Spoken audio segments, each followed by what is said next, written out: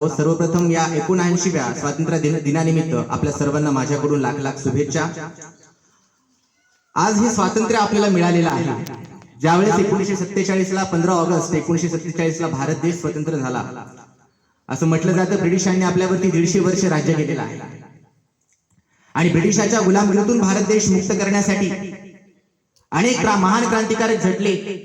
अनेकांना आपल्या कुटुंबावरती तुळशीपत्र ठेवावं लागलं, अनेक जण हसत मुखाने फासावरती चढले। हा कुठला राष्ट्रीय दिवस नाही, तर हा महान क्रांतिकारकांच्या त्यागाचा, त्यांच्या कार्याचा, त्यांच्या बलिदानाची जाणीव करून देणारा हा सगळ्यात महत्त्वाचा राष्ट्रीय दिवस म्हणून स्वातंत्र्य दिवस आपण या ठिकाणी साजरा करतो। बाळांनो, स्वातंत्र्य म्हणजे काय? ज्यावेळेस 1947 ला ब्रिटिशांनी आपला देश सोडला ना, त्यावेळेस आपला देश तुटलेला, आर्थिकदृष्ट्या अस्थिर, अविकसित असा होता। आणि आज आपण आपला देश बघतोय।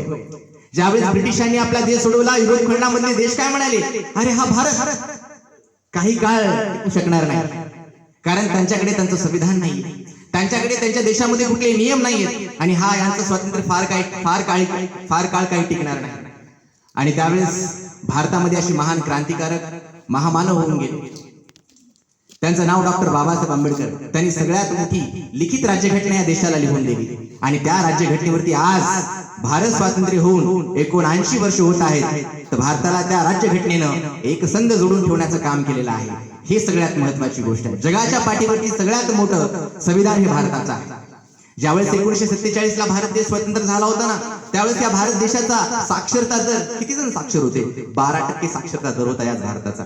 आज भारताचा साक्षरता दर 74% आहे। 74%। एवढंच नाही, ज्यावेळेस 1947 ला भारत देश स्वतंत्र झाला, 3 वर्षानं आपल्या भारतानं मोठी प्रगती केल्याचं आपल्याला दिसतं। 15 ऑगस्ट 1950 लाच भारतीय अंतराळ संशोधन संस्थेची स्थापना झाली। आज 79वा इस्रोचा आपण वर्धापन दिन आपण म्हणून साजरा करत आहोत, कारण त्या इस्रोनी तंत्रज्ञानामध्ये अगिणत अशी प्रगती केलेली आहे।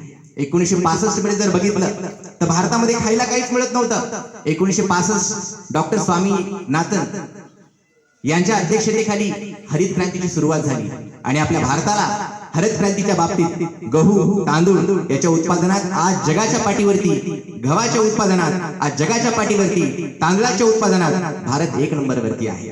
लॉन्च व्हेहिकल सॅटेलाइट या बाबतीत भारत जगाच्या पाठीवरती 1 नंबरला आहे। ज्यावेळेस भारत स्वतंत्र झाला, त्यावेळेस या भारताचा जीडीपी किती होता? राष्ट्रीय उत्पन्न 2.7 लाख कोटी, 2.7 लाख। आज जर आपण बघितला म्हणजे एकूण जागतिक जीडीपीच्या 3% फक्त।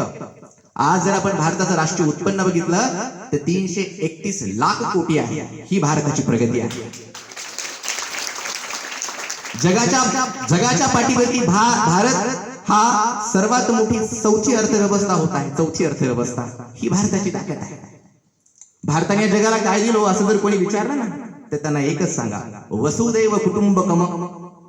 भारताने या जगाला एक शिकवण दिली की हे संपूर्ण जग एक कुटुंबासारखं आहे। आणखी काय शिकवण दिली? भारताला सर्वात मोठा प्राचीन इतिहास आहे, प्राचीन भारताची संस्कृती आहे। या जगाला भारताने प्राचीन संस्कृती दिली, या जगाला शिकवण दिली। सगळ्यात मोठे संत या भारतामध्ये होऊन गेले स्वामी विवेकानंद। स्वामी विवेकानंद ज्यावेळेस शिकागो धर्म परिषद गाजवत होते ना, त्यावेळेस त्यांनी भाषणासाठी उठले आणि सर्वात प्रथम डिअर ब्रदर्स अँड सिस्टर्स हे शब्द त्यांच्या तोंडामधून निघाले आणि त्यांच्या dear brothers and sisters presented here या शब्दाने 2 मिनिटे सातत्याने टाळ्यांचा आवाज झाला। ज्यावेळेस त्यांचं भाषण झालं, त्यावेळेस त्यांनी स्टेजवरून खाली उतरले आणि त्याच अमेरिकेमध्ये एक सुंदर देखणी मुलगी त्यांच्या जवळ आली आणि त्यांना म्हणाली की मला तुमच्यासोबत विवाह करायचा आहे।